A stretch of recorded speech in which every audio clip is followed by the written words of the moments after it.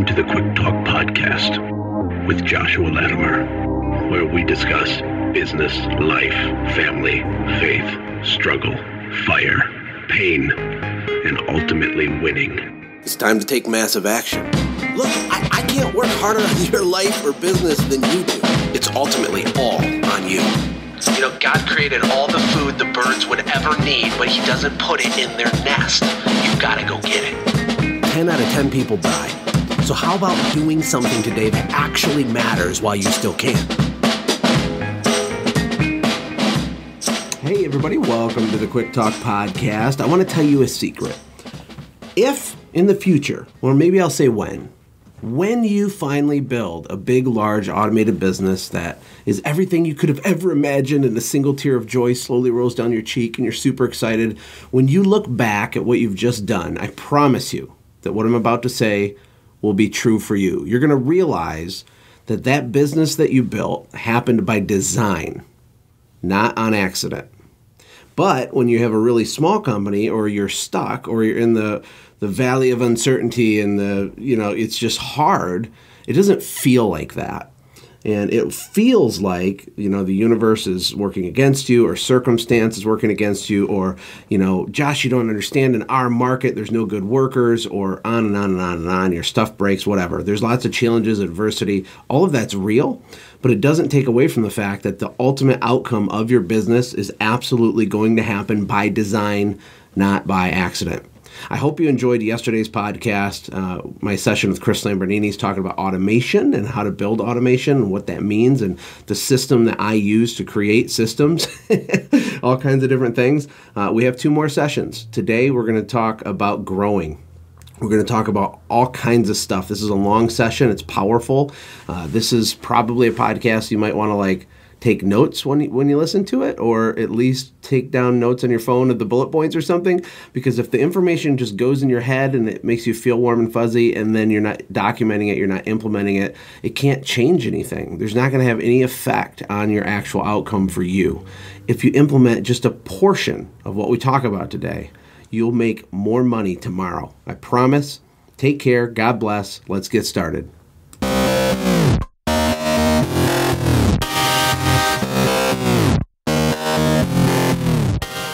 Hey everybody, welcome to part 2 Grow of the epic webinar series hosted by yours truly, Joshua Latimer and Chris Lamborghini. We are trying to teach you guys how exactly to automate, grow, and eventually sell your business, or have a business that you could sell. More specifically, I'm doing great coming to you from Costa Rica. I have monkeys in my yard. Once again, Chris, you're in New Jersey. How are things up there?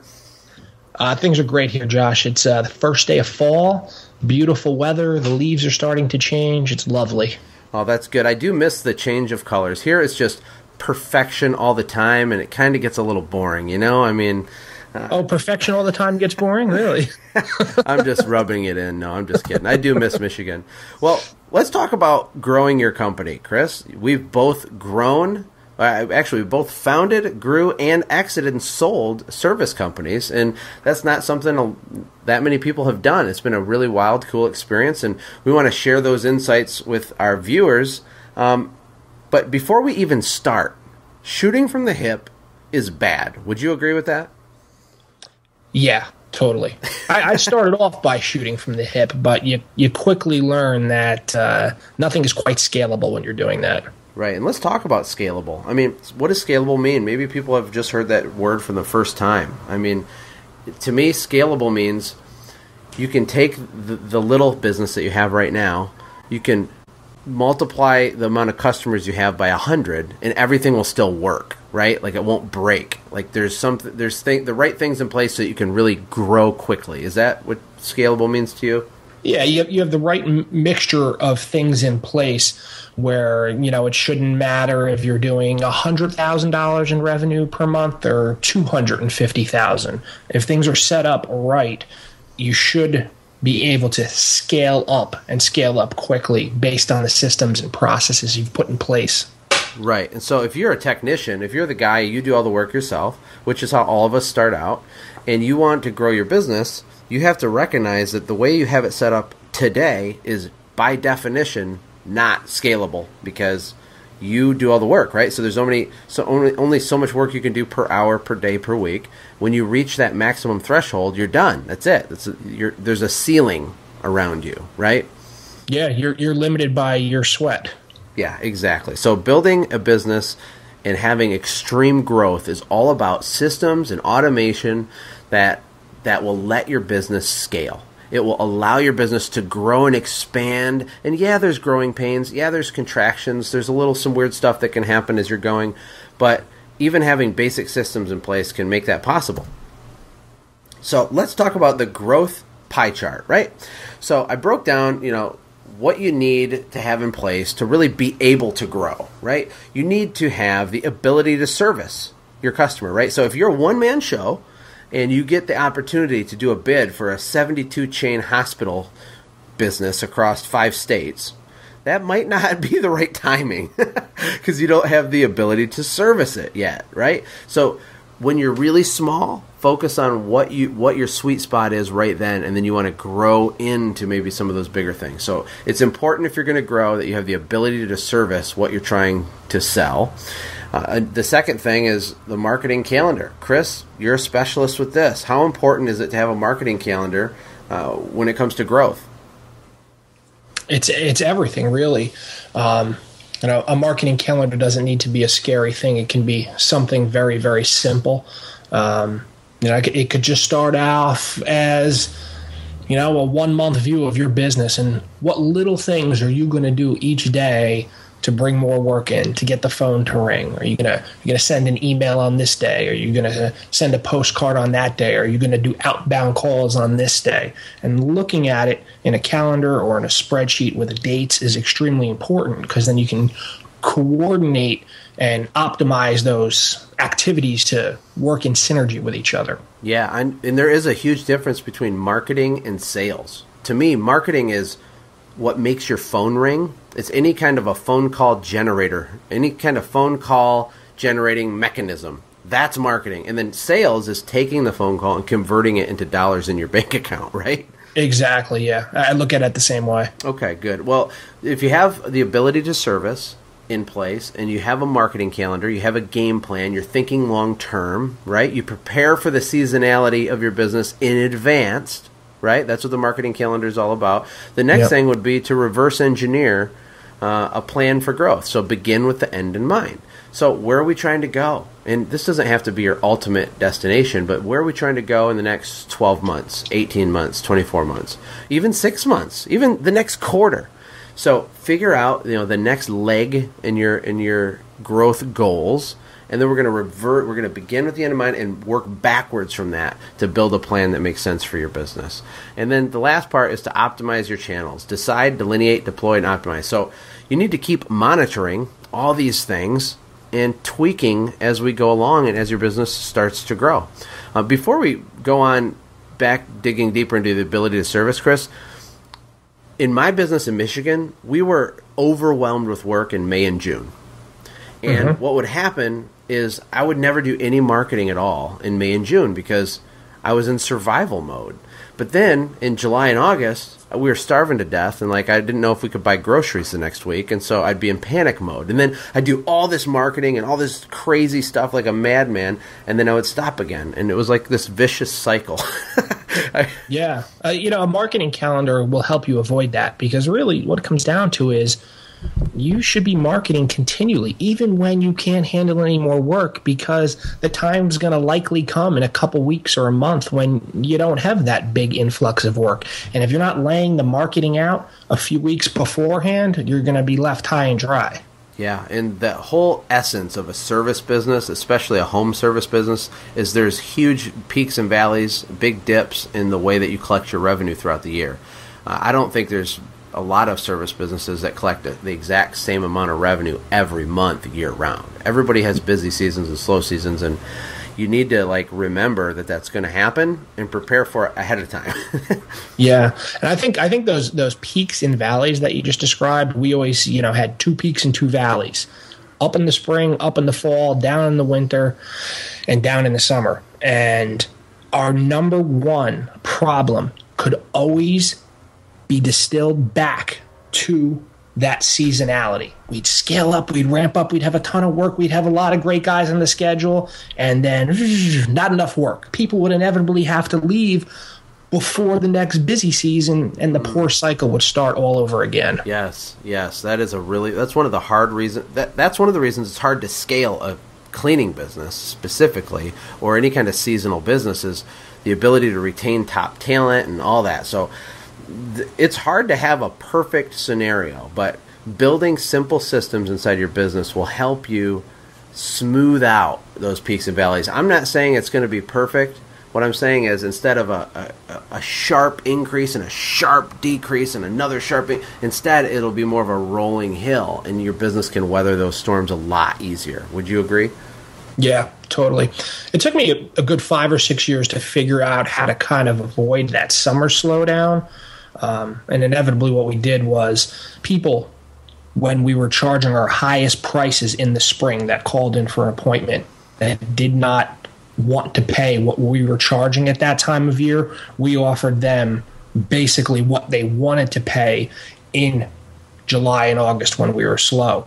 So in July and August, the company wasn't spitting off money like fireworks, but we retained the talent for that next busy season that we knew was coming in the fall. Yep, exactly. And let's roll right into the ability to service. So maybe your company needs an employee recruiting system. I talked a little bit about this in webinar part 1, the Automate, but my company would go out and find great employees, because when you start to really grow your business, it's like hungry for good, talented people. And rather than rely on Craigslist, maybe figure out a way to go find top people yourself. And like Chris, you said, you should always be hiring all the time, even when you don't need any more new employees. Yeah, if you go to hire when you really, really need somebody, or you start looking when you really, really need somebody, you're going to get a poor hire, because you're going to make a fast decision just to fill the seat, and it's not going to be a great fit. Oh, I've hired people that I knew for a fact would blow up in my face. I knew for 100%. I'm looking at the guy saying, all right, you start on Monday. And as I'm saying the words, like with my fake smile, I'm thinking, oh, this is a really bad idea. This is bad. What am I doing? But, I didn't plan ahead, and I didn't have a recruiting system yet. So anyway, you guys, maybe you need an employee training plan system. So, mine started out as a 3-day thing.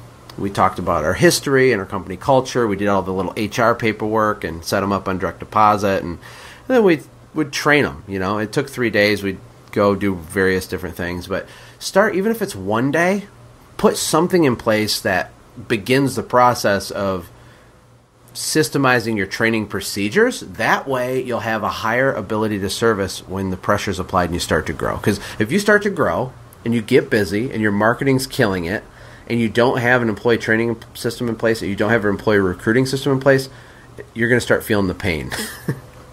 Yeah, and right away.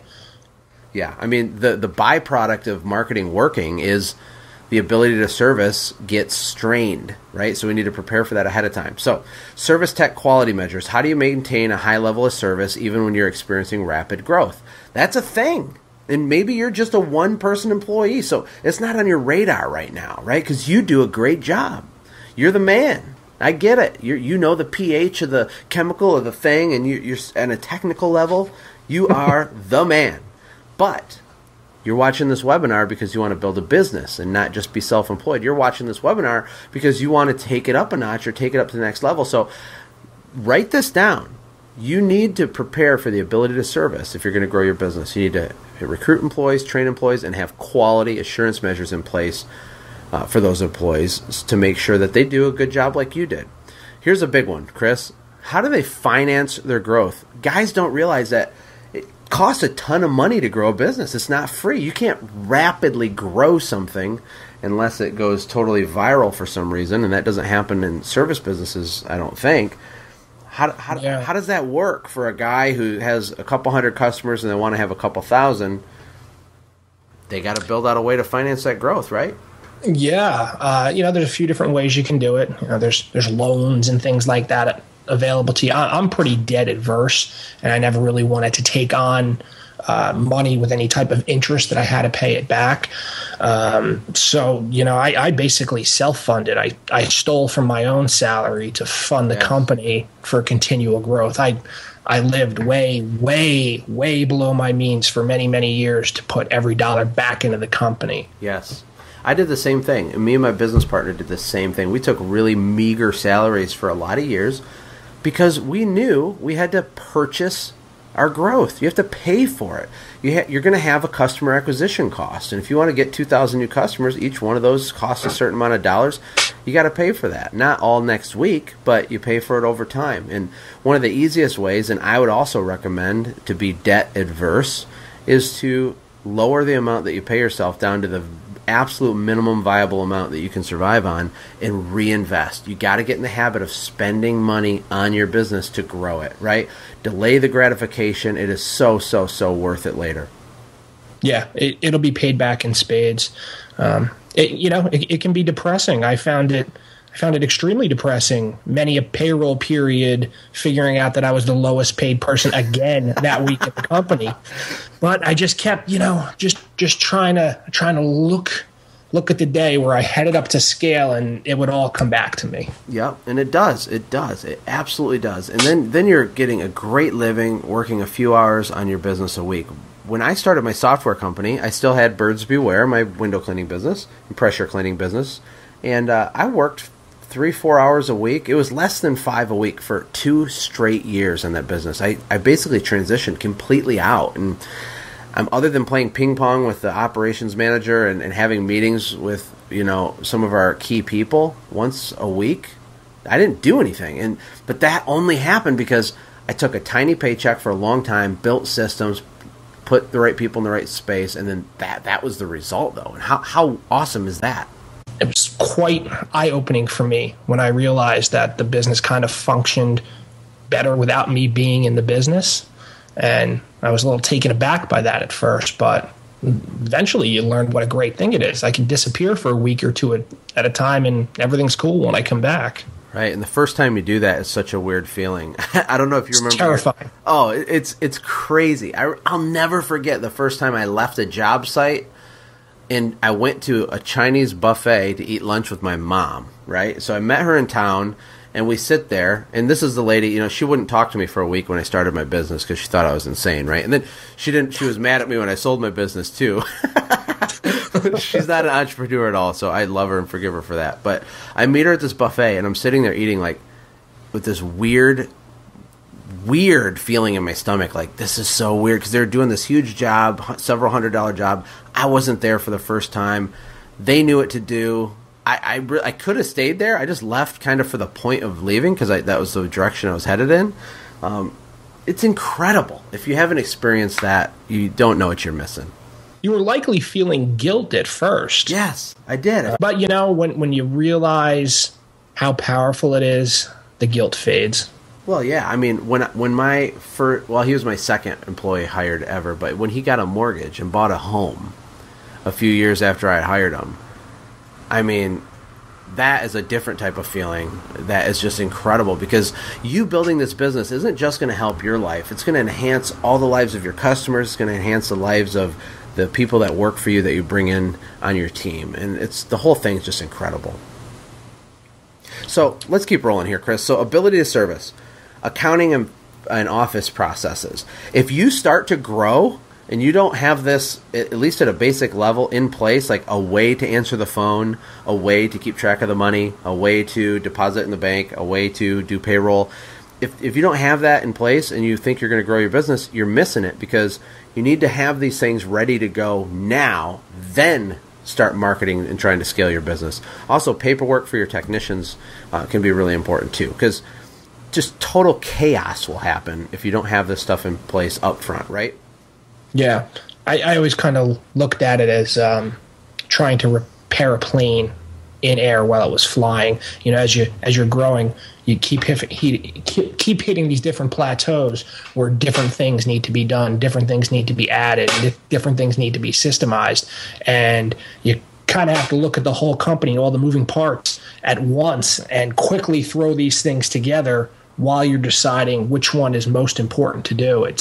It's a daunting task, but it's doable. It is daunting, and the good news is you don't have to do it all today. You can do it as you go. But our goal with this webinar, guys, is to help get the gears turning and get the wheels turning in your head so that you kind of start thinking correctly about how to even start doing this, right? So if you're going to grow your business, there's some little things you want to line up first. And one of those, again, is a marketing calendar. It helps you identify the seasonality of your business so you can see it. It helps you plan for the entire year. You need to be very specific with your marketing calendar, and then make sure that you're accounting for the costs of your marketing in your budget. We like to use a multi-channel approach. One specific thing isn't necessarily as good as 2 or 3 different mediums to reach your customers, and then review it weekly or monthly. Chris, I'm going to let you run with this because you have a really cool way that you handle your marketing calendar and how you get more specific with things as you get closer to the date. If you could break that down, that'd be awesome. Yeah, absolutely. As I mentioned earlier, a marketing calendar is super important. And it doesn't need to be overly complex. I literally just keep mine in a Google document with a couple different tabs for the quarters of the year. And I usually start thinking about my marketing calendar 4 months before the next season starts. So right now I'd kind of be thinking about 2016 a little bit. And literally I would just kind of go through the spreadsheet and I would look at a regular calendar and I would just start jotting down some things like first day of spring, first day of fall, Mother's Day, Father's Day, school gets out, graduation. And I would lay those out kind of where they happened in the dates. And then I would start building some relevant things around them, such as, all right, we're going to do a first day of spring mailing here. Okay, we're going to do a graduation special email here.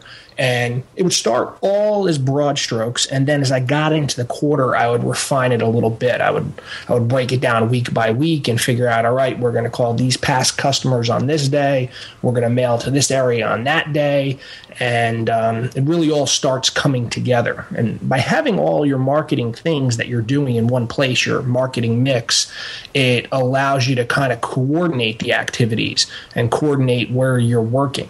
You know, we service 285 zip codes, and we would build a lot of our marketing calendar around drive time zones. So we may hit this quarter over here of our service area all at once to avoid drive time. There's a lot of really great benefits to having one. One is you get all your ideas in one place and you make sure that they happen. And 2, it allows you to continually tweak and iterate what you have going on to get the maximum dollar out of what you're spending. Yeah, and sometimes that was really, really good stuff, first of all. Really good. And sometimes before you do things like this, you kind of think, I don't know, what am I going to put down on it? I don't know what to put. Maybe I'll do a postcard. Maybe I'll do. But guys, as you start going through the process, your brain will turn into an idea factory. And as you start to visualize it and seeing it laid out, that's when the things will pop in. Boom, I should do this. I need to do this here. I need to do that there. And it kind of gets like this snowball effect as you start working on it. Yeah, and just the key is even if you have no ideas, you have a blank palette, just get in there and just start jotting down ideas, mind map it, do whatever. Yeah, absolutely. Just do something, because having something is better than nothing. So create what we call a minimum viable system to start. And don't forget to reverse engineer. So let's say that you want to get 1,000 new customers over the next 2 years. Well, okay, that's fine. Let's break that down a little bit. Let's reverse engineer that. So let's do easy numbers. You want 20 or 1,200 new customers over 24 months, right? So it's 50 customers a month. Well, what's your customer acquisition cost? Let's say it's $10. That would be really cheap, but let's say it's $10. So you need to spend 50 customers a month times $10 to get there, right? So you can start to take your marketing calendar, start to take your end goal, reverse engineer, use the two together, and build out kind of a month over month or year over year goal, and figure out kind of what's needed where, when's the busy season, when's the slow season. But having these Google Docs, these spreadsheets, these charts going, they help you visualize the plan. And if you want to grow, you got to have a plan. If you remember the first slide, we don't shoot from the hip, right? Your growth is not the result of luck. It's the result of you working the plan and beginning with the end in mind. Yeah. One of the main things I always reversed engineered was our sales goals. I would start with, all right, I know I want to make 10% over last year, so that brings the number to X. Okay, we have 9 real working months in the season.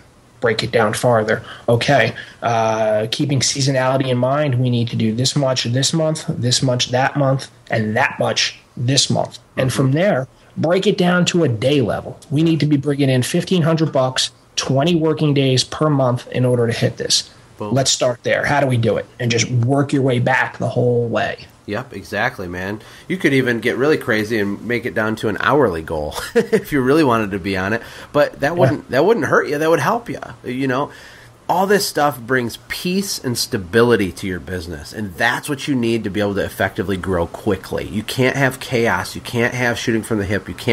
You need to have, where are you going? Where are you today? What does the seasonality of your business look like?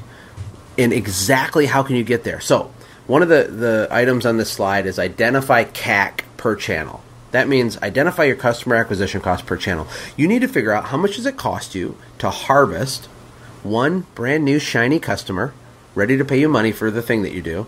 How much does it cost per channel? And all the channel is a way to market. So postcards could be a channel, Facebook could be a channel, word of mouth could be a channel, referrals could be a channel, Google AdWords could be a channel, door hangers, door knocking, I don't know, flyers. All those are different channels. Figure out what it costs you to harvest one new, brand new, shiny customer. And then when you have your goal, and you know your customer acquisition cost, and you have month over month, that's what MOM means, month over month. When you have all those things laid out, it all kind of fits together like a puzzle, and then you're going to have a real plan. It's awesome. Yeah. And one of the really cool things about being on top of your CAC is as you start to get a real feel for it and you can detect the patterns, you can build that cost right into the service. Oh, it's $30 on direct mail? Well, our average house has got 30 windows. I think we need to increase window prices by $1 per window. Ta-da, covered. There you go. Boom, paid for. That's a way to finance your growth. And God, this stuff gets really interesting if you can just start and kind of lay out what the deal is for your specific business. Now, this spreadsheet that you see in front of you, I don't want it to confuse you, but this is something I use in my business to look at my year-over-year growth. But more than that, I looked over my month-over-month growth. And so what it would help me understand is where my big months were, where my valleys were, and you can see patterns in your business. So this is just to give you an idea of what a document can look like. Here's another example of a way to figure out how much money I would need to spend to hit a certain monthly goal, right? So I want to break down a sample for everybody. Chris, help me and cut me off if I'm being confusing, because I do not want to confuse people. I want this to be valuable, but it might be a little confusing. So first of all, let's create next year's revenue goal. Let's pretend that it's $100,000, okay? And let's divide that yearly goal into months using the percentage method, okay? Now, let's say that your business does 3% of its revenue in January, 4% of it in February, 5% in March, 10% in April, and so on and so on and so on. If you notice, July is the biggest month in this example at 16%, right? And how do you get these numbers? You look at your last year's numbers. You figure out how much of your revenue you did each month last year, right? And that will give you a good baseline to build projections for next year. So if you understand me so far, if we're going to build a goal around a $100,000 revenue goal, that goal would look like this. Look at the bottom. $3,000 in January is what's needed. $4,000 in February is what's needed. If you scooch over to July, we need to do $16,000 in July to hit our goal. Is that making sense so far? How am I doing, Chris? Doing good. The key thing is just to understand the reason why you're divvying it up that way. Because if you want to make $100,000 in the year, you could simply divide by 12 and get 8,300 something. But doing it that way isn't going to be really feasible, because the chances of you making that in January compared to July aren't the same. In July, you could significantly be doing more than you can be doing in January in most service businesses. Exactly. It's not real life. In a service business, there's ebbs and flows, peaks and valleys, so we need to deal with real data. And if this is your first year in business, you're going to have to guess a little bit or network with people in the business to get an idea of when those ebbs and flows are. But you can find out this information if you want it bad enough. Okay, so let's keep going. Then you need to subtract your monthly goal. Okay, so January, remember January was 3%, which turned into $3,000 of our $100,000 goal. 3% of it needed to be done in January to be on pace to hit our goal. Okay, so the total monthly goal for January, $3,000.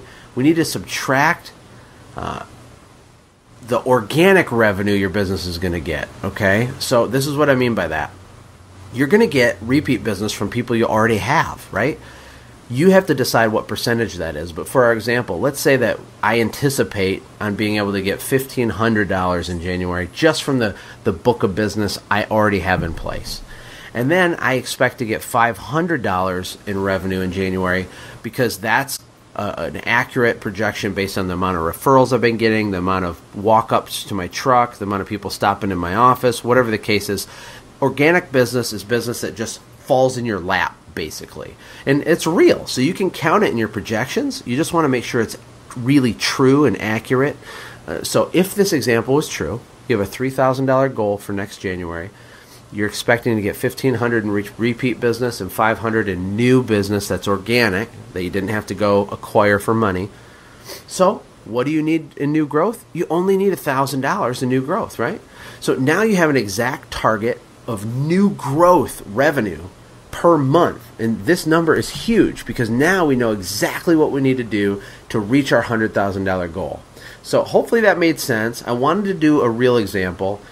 If I lost some of you, I'm sorry. Maybe watch it again or send me a message. But how critical, Chris, is it to have a whole year's worth of goals broken down month over month and broken down to the portion of that goal that's needed by new growth, new customers?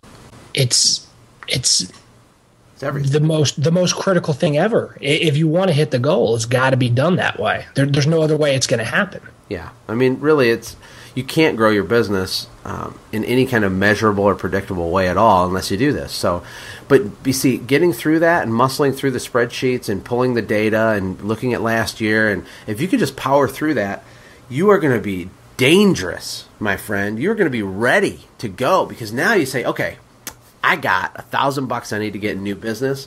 I can do this. Here's my customer acquisition cost is $50. So I know I need to get this many new customers this month, right? Or I need to spend this many dollars on flyers or this many dollars on Facebook ads or this many whatever. Now you just basically pick a medium or a channel and then just do it, right? Yeah. Yeah, and let's talk about optimizing your channels. A lot of young businesses, they don't know what works yet.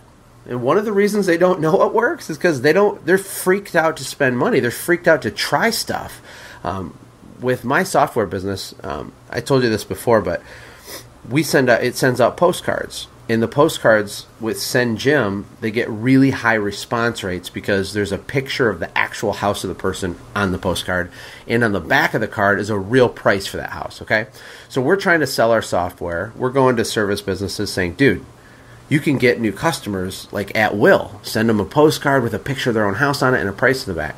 Well, people are using it and having success with it, but some people would send out like 50 cards. And then they would email us and say, your thing doesn't work. And I thought it was a joke. I'm like, did you forget to type 2 zeros next to the 50? What are you talking about? Like, the sample size is too small. You can't gauge anything with 50 cards. No, they're scared to spend money. I mean, 50 cards with our system's like $30 or something. It's super cheap. But my point being this. To optimize your channels, you have to know what channels even will work for you. And to know what channels will work for you, you have to do stuff and try it. And you have to spend money. That's where that low salary comes in, guys. Some of this money has to be, sacrificed to figure out what makes your phone ring, right? You gotta send it out to battle, and some of your little dollars are gonna die. Yeah. Some of them are gonna come back with friends. And we need to find out what channel will let your dollars return to you with friends. And the key is just to keep testing, iterating, and changing on what you're sending out. Keep changing, split testing, figure out a way that makes it a little bit better, and then build off that, then build off that again. I was at a point many years ago where we were sending out over 1 million pieces of direct mail per year. And I was looking at what was being spent on that, and it was absolutely crazy. And I said, we must cut that this year. And to do that, we really needed to go back, analyze the results on each piece, and build off what we knew was working, and bring out new designs and new concepts, and really just iterate. And we were able to cut what we were sending in half almost. Unbelievable. And you still got the same results, right? Yeah. We had 10% growth that year, but we mailed out almost half as many cards, and that's phenomenal to me. Oh, that's insane. And that's a perfect example of optimizing a channel. I mean, that's literally what you just described. You took a channel, direct mail, and you optimized it. Well, if you haven't even decided what channels your business needs yet, or you haven't even marketed in any way, you're not using Send Jim, or you're doing flyers, or you haven't started doing direct mail, or whatever it is that you do, you need to do that first at a minimum level and be consistent with it and make it part of your marketing calendar. Then after you have data, after you know how it's really going, that's when you can optimize, right? Chris could have never optimized his cards and cut the costs in half but still had growth if he hadn't done the $1 million in cards to begin with, because that's what gave him a tremendous amount of data to even work with, right? I just wish I had started doing it sooner. I would have saved a lot of money. Yeah, I bet that isn't a lot of mailing. And make sure you review all of your stuff, weekly or monthly, and measure everything that you can. And if you're small, maybe you don't measure a lot, but measure what you can. So let's do a quick recap here, Chris. You need to have the ability to service accounts if you're going to grow, and that has to do with training and quality control measures being in place and recruiting. You need to have a marketing calendar because your business probably has seasonality. We need to identify that up front, know that it's coming, and build a plan to not take away the seasonality, but to level the road a little bit. So it's not a total cliff down and a total steep hill up. Try to bridge those valleys a little bit. We need to reverse engineer, what specifically is our goal, what's our customer acquisition cost, and then work backwards and use the month-over-month system to build a plan for yourself, and then optimize your channel. So whatever is making your phone ring, make it ring even more for a cheaper cost. That's basically what optimizing your channels means. Just on the ability to service, to give you a real life example, when I first started my business, the first 4 or 5 years, we started getting inquiries for a lot of bigger jobs, corporate jobs, 2, 3, 4 day projects. And I was really excited by that at first because these big contracts are very appealing, big payouts. But when I started crunching the numbers on it and learning the hard way a little bit, we had to completely step back from doing that type of work because it did not fit with our growth model. What we really needed to be doing was residential jobs because we can get top dollar for them. We weren't competing so much on price, and more importantly, they usually paid that day. We were not waiting 30 to 45 to 60 days for a check when I already fronted the payroll a month ago. Yeah, and that's huge. Chasing money stinks, but when you're small, I think it's an ego thing. You want to be able to get the huge contract. You want to be able to say that you landed some big deal, because it builds your confidence. And let's be honest, it's awesome to say that you service a university or General Motors or something. But make sure it's a good fit for your business, for where your business is today. And your sweet spot was residential. Our sweet spot was residential as well. And so, yeah, I think that's a good point. So let's talk about the two types of sales, okay? There's reactive and proactive. Now, these are my own words used to describe this, and people might use other words, but reactive sales to me is something that falls in your lap. It's like a baseball that's thrown to you, okay? You just catch it. You just got to field it.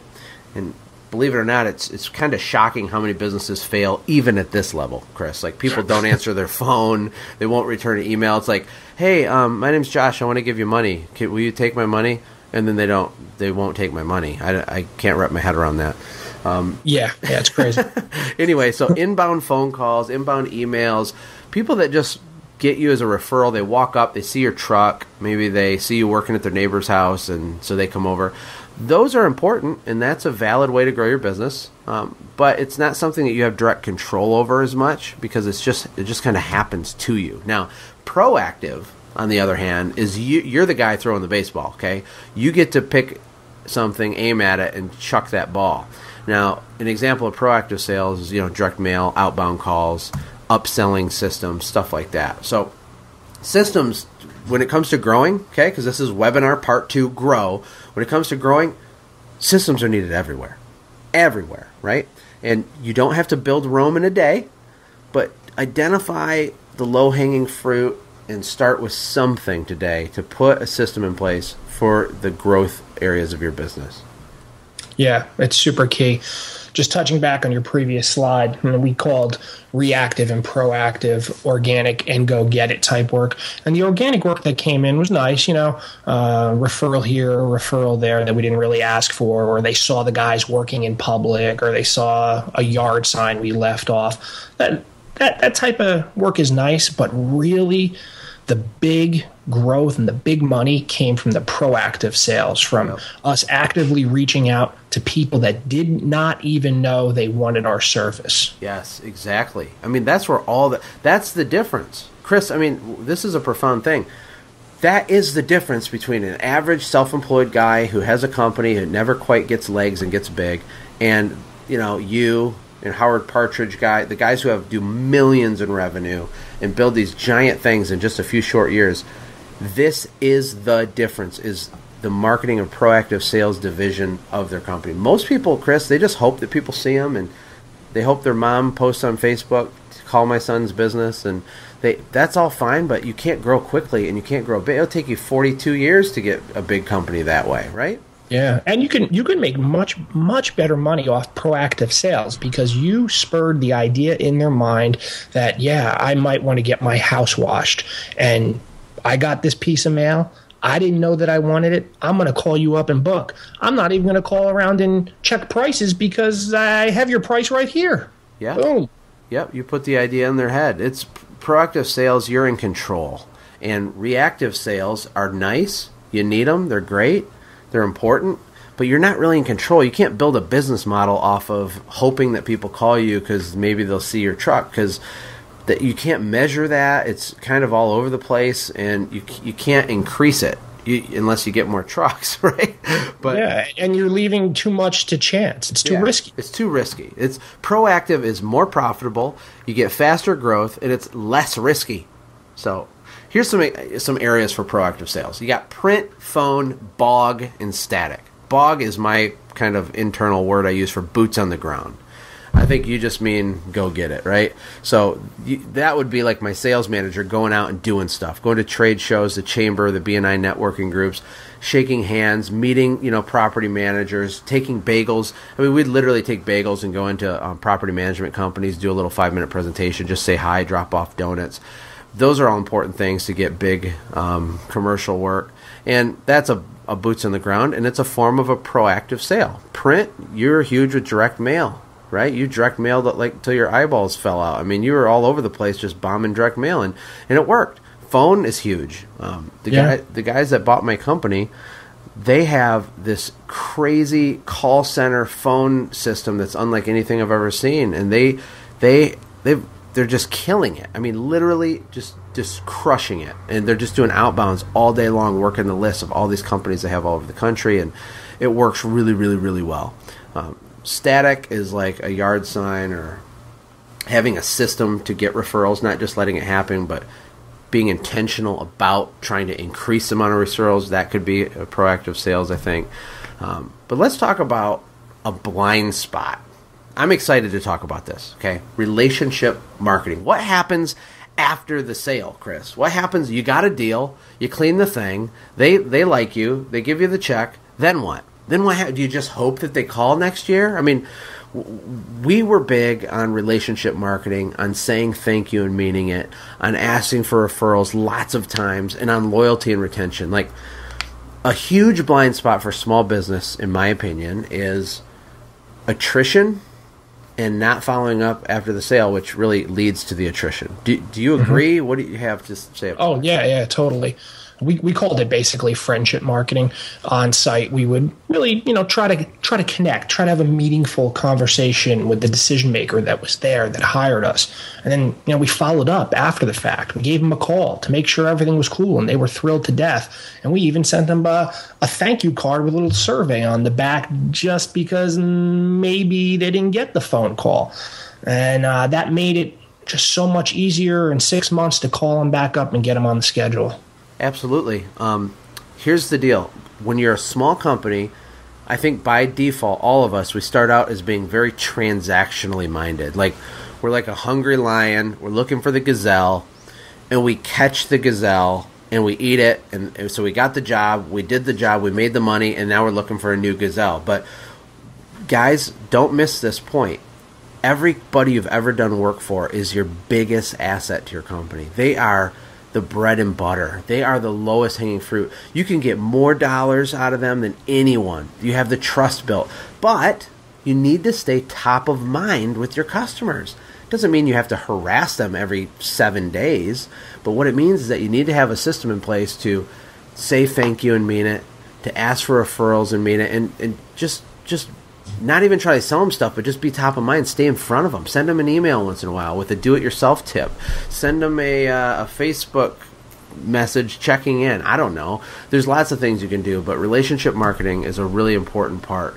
I want to talk to you about saying thank you and why it's profound, because there's this psychological trigger in people's head, and it's called the gratitude effect. They've done university studies on this, and I think that service guys, they complete a job. They think because they did a good job, they're good, right? But customers have the memory of a goldfish.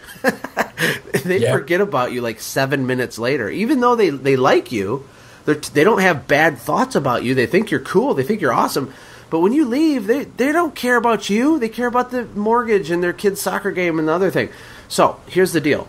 When you're done with a job, you need to, more than once, in a unique way, say thank you to them. And what it does, it triggers what's called the gratitude effect. The way that it works is this. When you say, Chris, I just want to take 10 seconds here and be cheesy for 10 seconds. Thank you so much for hiring our company. We are a family business, and my kids' groceries get bought because of people like you trusting us, and I just want to sincerely say thank you.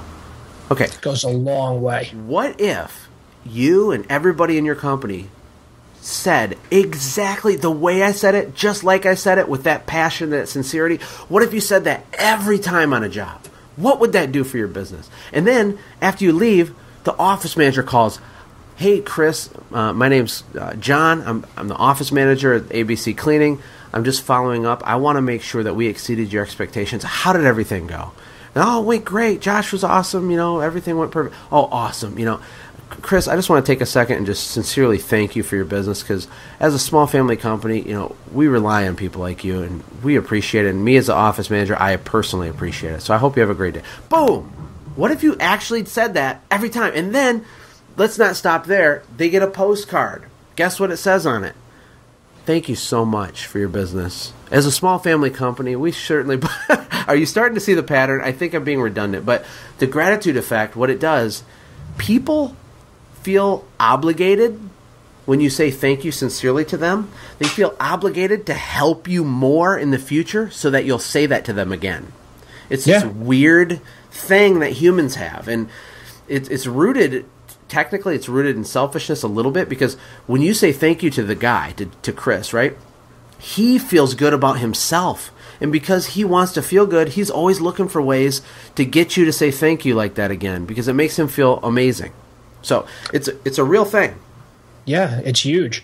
It could almost be considered reciprocity. We tried to say thank you to everybody 6 times. We thanked them when they called to book the appointment. We thanked them for allowing us to do the job when we gave them the reminder call. We thanked them when we got on site and added up their windows and told them what we were going to be charging them. We thanked them when we left. We thanked them in the follow-up phone call to make sure everything went all right. And we thanked them again one more time in the survey we sent them out. That's 6 thank yous. It's huge. We did the exact same thing. We said thank you a million times. We asked for referrals a million times. The point is if you guys don't have a system for this, you need to find a pre-existing system or do something to start down this road, because if you're going to grow, and that's what this webinar is about, is growth, you need to make sure you're not losing people out the back door for every new customer you're bringing in the front door. And people, guess what? They don't call you when they're leaving your company and say, hey, just want to let you know this year we decided to go with a different company. You don't have to update your records or nothing. This is a courtesy call.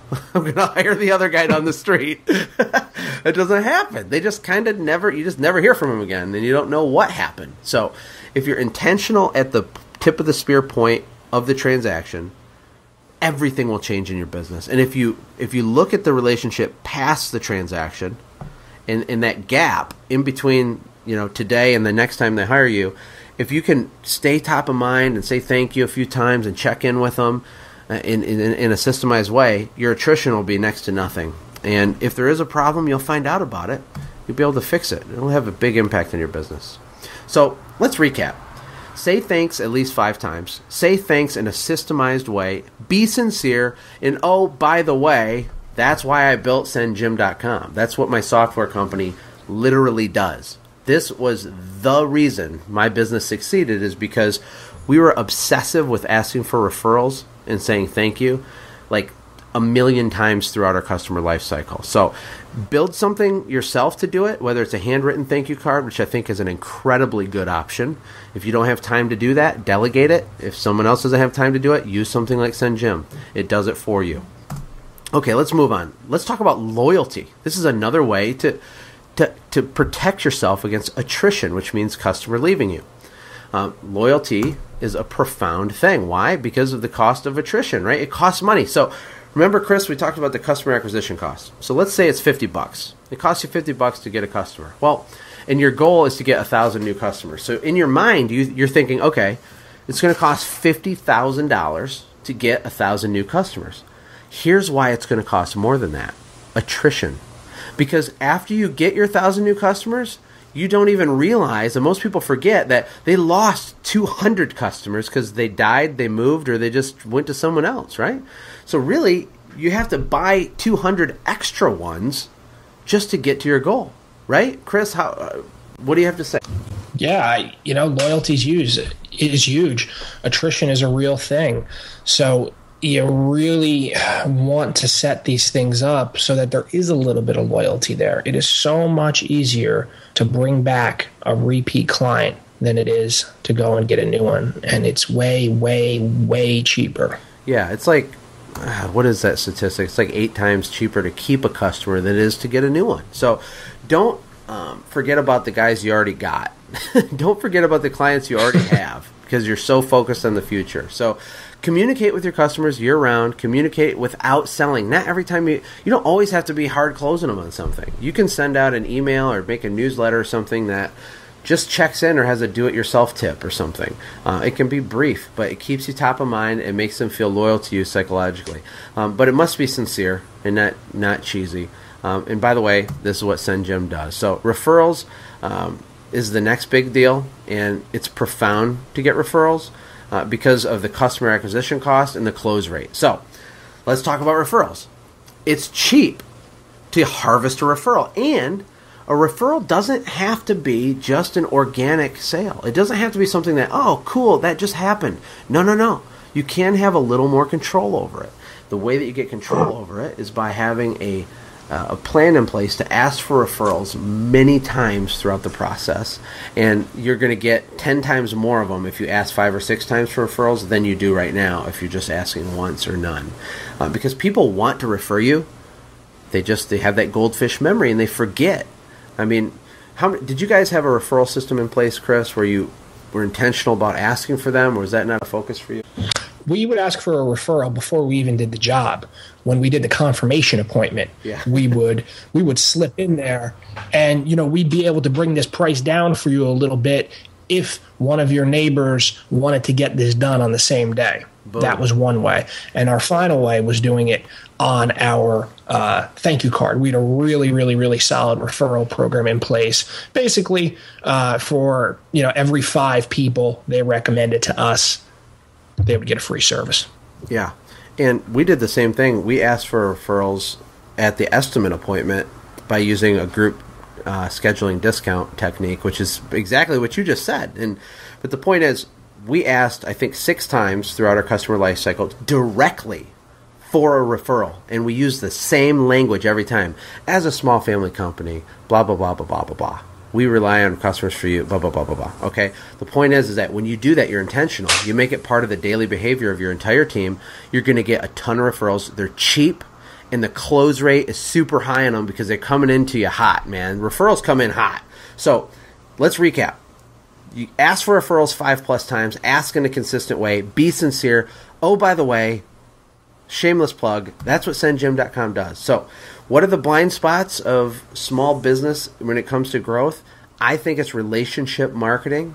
They don't focus on attrition. There's tons of business sneaking out the back door, not enough, and so every new one coming in the front door isn't quite getting them to their growth goals as fast as they think it is. Chris, I want to hand this over to you to give us some direct mail tips, because this is a viable way to grow. Direct mail is kind of on the rise right now because everything being digital for so long, when people get a quality piece of physical mail, they're actually responding to it very positive, especially younger customers, because we haven't had as much direct mail for the last 10 years. And so that's kind of a tangent, but tell us how you built such a giant business using direct mail. Yeah, direct mail is extremely effective, and I've only seen the effectiveness of it grow over the years. We've been hearing nothing for the past 10 years other than print is dead. So less people were doing it, obviously, and that leaves a lot of room in the mailbox for people that are doing it. We had 2 basic types of direct mail. We did 4x6 cards to our existing customer database 6 times per year, offering different services. We would start with a spring-themed one. All right, spring's going to be here. We would time that to hit on the first day of spring, and it would just book so much work. It would fill us up with months worth of work. And then throughout the year, we'd send out a couple more. There'd be a fall one, there'd be a summer discount one, there'd be a Father's Day one.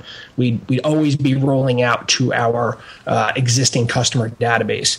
And then we were using what they originally called the drop ship method, and it's recently morphed into what a lot of people know as EDDM, Every Door Direct Mail.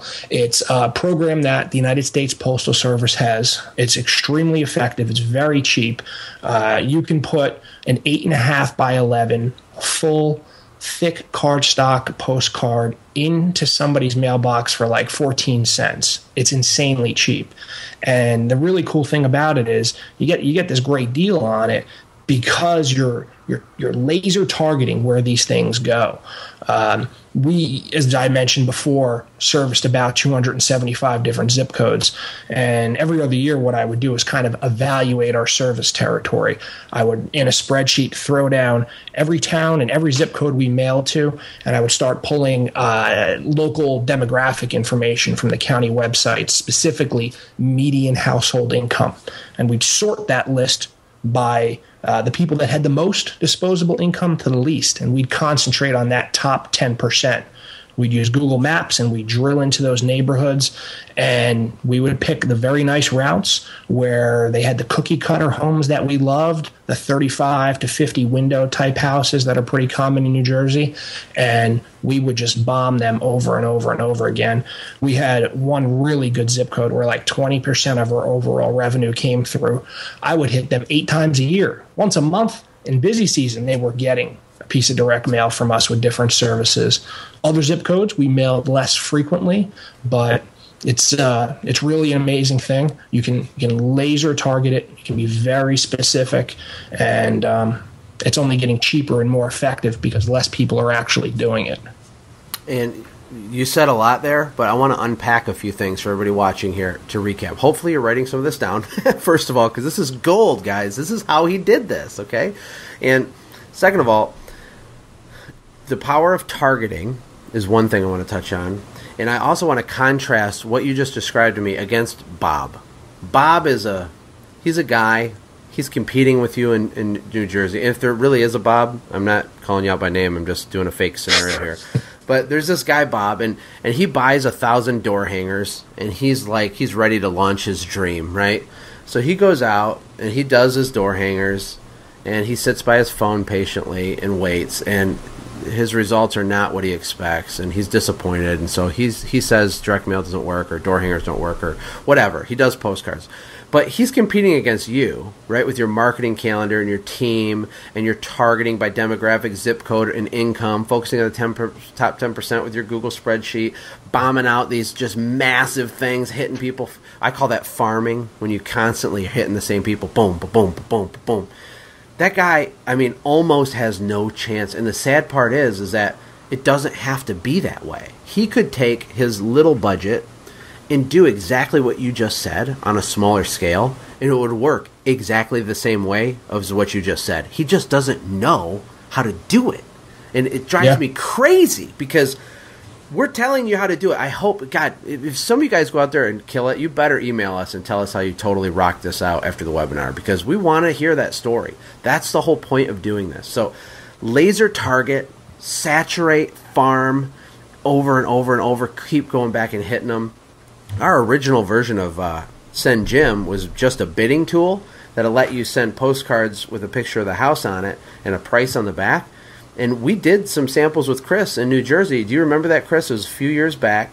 And they got like 4% response rate. And the reason was they're perfectly targeted to the right homes. And they had a real price on them, so they're really personalized. So you guys can have a small budget and be creative and get these types of results. So direct mail is not dead, my friends. Okay. No, not at all. And that's where the marketing calendar really comes into play, because you can lay out where you're going to mail each week. Mail a little. If you're going to get into it, mail out a little bit each week. It doesn't have to be a ton. But what you can do is you can coordinate, so you're also working in the areas that you're currently mailing to. Mm-hmm. So not only are they getting the postcard, but they found out Mrs. Smith down the road just used us, and they saw our trucks, and they saw the sign. It all ties together. Yes. And with a marketing calendar, you can do that. Yes, exactly. And you could have a newspaper display ad or some sort of other thing. It's all those multi-touch points that really is brings the power home. And let me ask you a question about direct mail, actually. Would you rather mail 1,000 postcards once, or would you rather mail 200 postcards to the same people 5 times? I would rather mail 250 postcards to the same people 4 times. Okay, so here's the point to everybody watching this. You have to farm. You have to hit people more than one time. This is one of the biggest things people don't get. Even when they use our software, they'll do a mailing once, and it's a spray and pray method, right? They do it, and they go, oh, man, or whatever. If you do it multiple times, over and over and over, you get your biggest yields on the 3rd and the 4th time you're doing it, right? Yeah, absolutely. This works for somebody that's not even really looking to grow. They're just looking to make more money. Like if I was a solo window cleaner or a pressure washer out there, what I would definitely do is I'd take my little customer database and I would do a mailing to them 4 times a year, and just to them and just to them only. And that would completely fill my schedule up with work to the point where once I was booked out a month, I could continually raise prices and be making more really by doing less. Yep. Exactly. It's not just about volume, right? It's about profitability. And when you're busy and you're packed out and your schedule's packed because your growth systems are working, then you can really start cranking up the profitability. Yeah. And, a 4x6 postcard is extremely cheap, and it keeps you top of mind. And you know what? People don't get so many postcards in the mail anymore, so they really take a good look at them. Yeah. And that was my point going into it. They've done some studies on that, and it really is true. It works. One of the things Send Jim does is you can use it for a 5-around. I don't know if you guys did this in your business, but let's say you're doing a job at a house.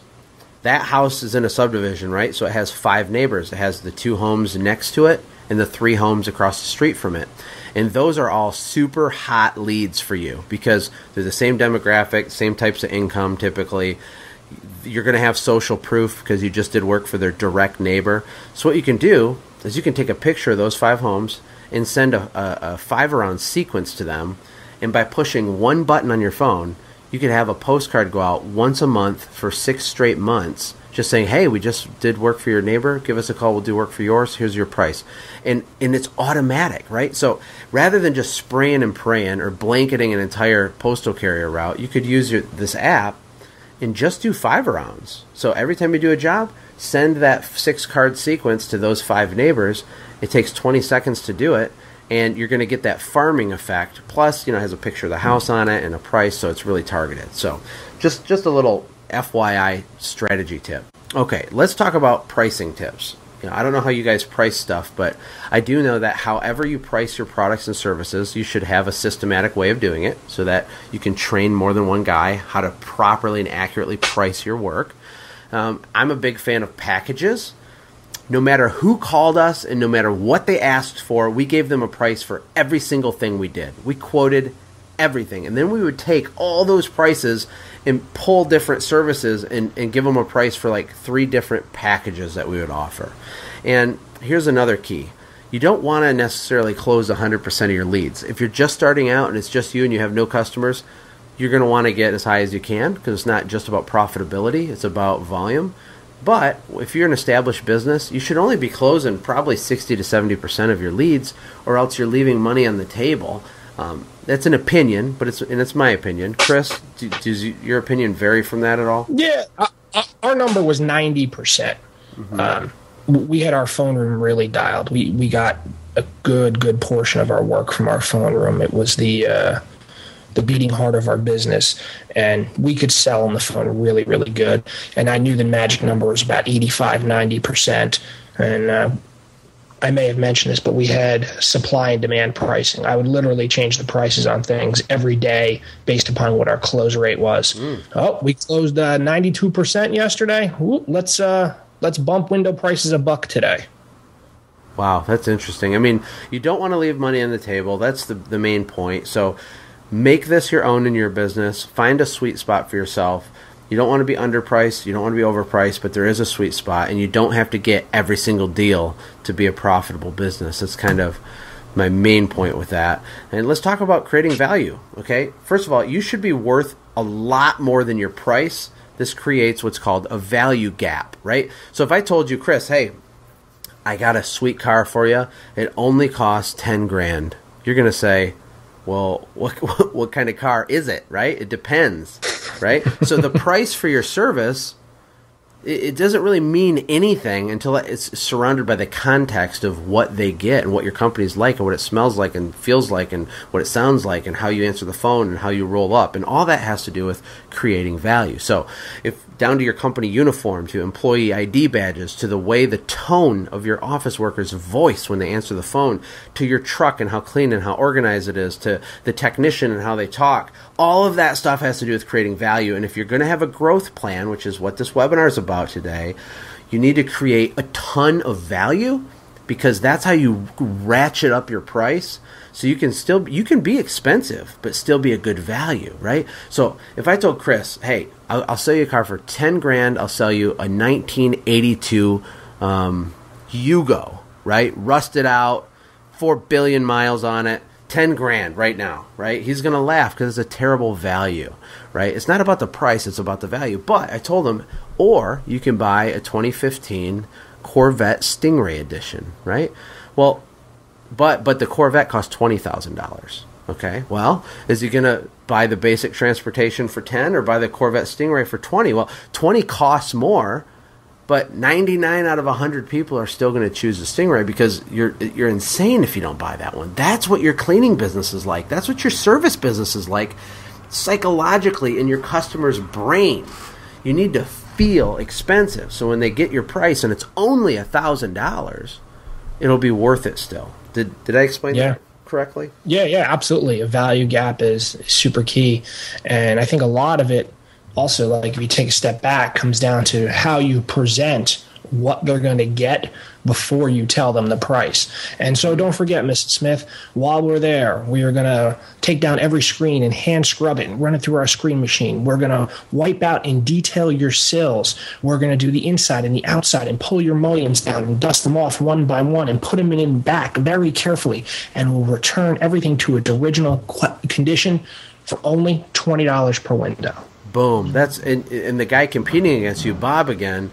Bob, he writes his price on the back of his business card, and he says, "All right, it's going to be $300 to do your windows. Let me know if you want to hire me. Have a great day." Right?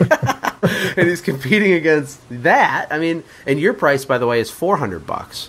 But guess who gets that job every time? And then guess what Bob does because he keeps losing these jobs? He lowers his price. That is so common because he's confused. He's like, "Oh my God, the lady didn't call me back, and the lady before her didn't call me back, and the guy last week didn't call me back. I got to lower my price." No. You don't have to lower your price, Bob. You have to increase the value, the perceived value that the customer has. Yep. When people would ask us to clean their gutters, we didn't just say, "Yeah, we'll clean your gutters. It's $100." We said, "Okay, we're going to start by handbagging all the debris that's clogging up and damaging your gutters. After we're done with that, we're going to flush all the gutters out with water using a forced water method so that everything's nice and clean. And then lastly, we're going to finish by checking all your downspouts to make sure that they're flowing properly. The cost for this service is only $99. Boom. Totally different way of explaining the same thing, but it creates more of a value gap when you explain it that way. And we're going to take all the debris off your property. We'll leave you with no mess. Boom. It's beautiful. So here's another thing with growth, okay? I do my best work when I have a knot in my stomach. All that means for me is you should be outside your comfort zone a little bit, right? Great, spectacular, magical things don't happen while you're just doing, run-of-the-mill, boring, normal, stuff. You're going to have to stretch your horizon a little bit, expand your horizon, and stretch yourself a little bit. So you're going to need to try new things. You're going to need to spend money that you haven't spent before. You're going to need to try new products, software, invest in your education, network with people in Facebook groups, put together a real plan. There's risk involved. When you do this, you're going to spend late nights working in a spreadsheet for hours getting no pay. And guess what? That's when you're going to do your best work, is when you're outside of that comfort zone, moving towards a new way of doing business. And let's be honest, this is super hard. It's not easy, but it's good. And it's good for your family. It's good for your business. It's good for your employees. One of the things I tell my employees is that if I do this right, guys, if we do this right, it creates more opportunity for all of us. If they want to have that living wage with health insurance and have the paid vacations and have the stuff, that stuff's not available to a one-man show business with a couple part-time helpers, but it is available to a $5 million business. And that would be my motivator to the guys. Let's go. Yes, we're small right now, but let's get there. Give me permission to lead you. Give me permission to execute on this plan. And, don't despise small beginnings. We talked about this in the first webinar, too. Small beginnings are good. They're not bad. Embrace them. Embrace them. I had a horribly small beginning. I lived in a trailer, delivered pizzas, made no money, was totally broke, and I started cleaning windows. And then that kind of fell apart and fizzled. I went into banking, into the mortgage industry for a while, got a job as a banker, and quit a perfectly good job to start my business the real way, the second time, and never looked back. Chris, he was eating bologna sandwiches when his company did $100,000 a month because he was reinvesting every penny he made. Humble beginnings are a great part of the story. Yeah, embrace them. You will gain a much deeper understanding of how your business operates when you're not playing around with a lot of money. Yeah, that's true. I agree. And, focus on creating minimum viable systems. You don't have to build some complex, crazy thing. I don't want you guys to be overwhelmed by this stuff. If you need help, we're here to help. But you can do this stuff a few minutes a day. Chris mentioned in the first webinar, 30 minutes in the morning, he'd get up early and he'd work on systems. He'd write a few down. Did you say you'd do 5 a day or something, Chris? I would try to crank out 5 a week. 5 a week, okay. So he'd do 1 every morning, spend a half hour on it, and there you go. Boom. Everybody can find an extra half hour. Let's look at a cool Chinese quote. The best time to plant a tree is 100 years ago. The second best time is today. I literally love this quote because I'm an all or nothing person, so I relate to people that it's like you don't want to start because you can't have everything you want right now, so it's like, why even do it? But the reality is you got to take that first step. You have to either invest in your education, reach out, or spend those late nights, start the spreadsheet, start the system. You have to begin the process if you're ever going to have any chance of reaching your destination. And in the first webinar, we asked you guys, what is your why? Did you do this so you could fish 3 days a week? Did you do this so you could volunteer with a ministry and help youth? Did you want to start an orphanage? What was your big wild dream when you started your company? The one that you're too intimidated to share with people. You're not going to get there unless you start. And right now is a perfect time to start. Yeah, and it doesn't have to be huge. You can do just a couple little things. The key is just to do it. Start today. Sit down, write down some ideas. Think about where you want to take this thing. What does it look like in your ideal world? Yeah. Write it out. If you don't have any great ideas, then maybe the thing you take action on right now isn't your system yet, but find that new friend, find that new mentor, find that person that's like-minded in your community, take them out to lunch, build that relationship. Just do something that's going to move you in this direction. And, let's just roll right into a recap here, because I think everybody's getting the point here. First of all, we talked about our pie chart. You need to have the ability to service. You need to build out a marketing calendar. You need to reverse engineer your financial goals and your revenue goals. Begin with the end in mind. And you need to optimize your channels. You need to identify your customer acquisition costs and then optimize all those. We also talked about 2 different types of sales, reactive and proactive, or as Chris calls them, organic and go get them, right? So reactive sales, that's when something falls in your lap. That's where most people live. They just hope that they get lots of things falling in their lap. What you need to do to have massive growth in your business is immediately figure out a way to finance the growth by either reducing your paycheck or getting financing somehow, and start doing proactive sales, whether it's direct mail or outbound phone calls or boots on the ground or whatever you're doing. It doesn't matter. Figure out a channel and build out that channel. We also talked about blind spots. Most small business guys that I deal with are very transactional, and I was too in the beginning. I didn't understand that I was losing customers. I just thought everyone loved me. How could they not hire me again? Because I genuinely did a good job, and I wanted them to like me. But if you're not intentional about saying thank you, asking for referrals, and building loyalty, and staying top of mind with your customers who, again, have a memory of a goldfish, if you're not intentional with that, you will not grow as fast as you could at a minimum, because people are going to be going out the back door and you don't even know it. And you're going to have a weaker business because of it. Yeah, it's very difficult to stop being transactional because, quite frankly, in the beginning, being transactional keeps you alive. It keeps you in business. But it's doing that little extra, taking that little extra time to get yourself out of that transactional mindset that'll make the difference. That's a really good point, because being transactional isn't bad, right? I always say getting a sale is like leaving the cave, clubbing something, and dragging it home for dinner, right? And there's something to be said about that. Like, as an entrepreneur, we go get it done. Like, we go make it happen, and we get the deal, and we do the job, we get paid, and that's important. But if you want to grow a big business and automate it, you have to focus on the relationship and the relationship marketing after the transaction also. I'm not saying don't be transactional. I'm saying take it a step farther. Be transactional. Be obsessed with getting that deal, but then keep it going, because the transaction will pay and feed you today, and the relationship marketing will feed you tomorrow. Hey, thanks for hanging out, friends. And from all of us here at the Quick Talk Podcast team, we hope you loved today's show. We hope that you were inspired to become a doer and not just a listener. Apply what you've heard today in your own business and watch things change for the better. Lastly, remember that all the money in the world can't save your soul.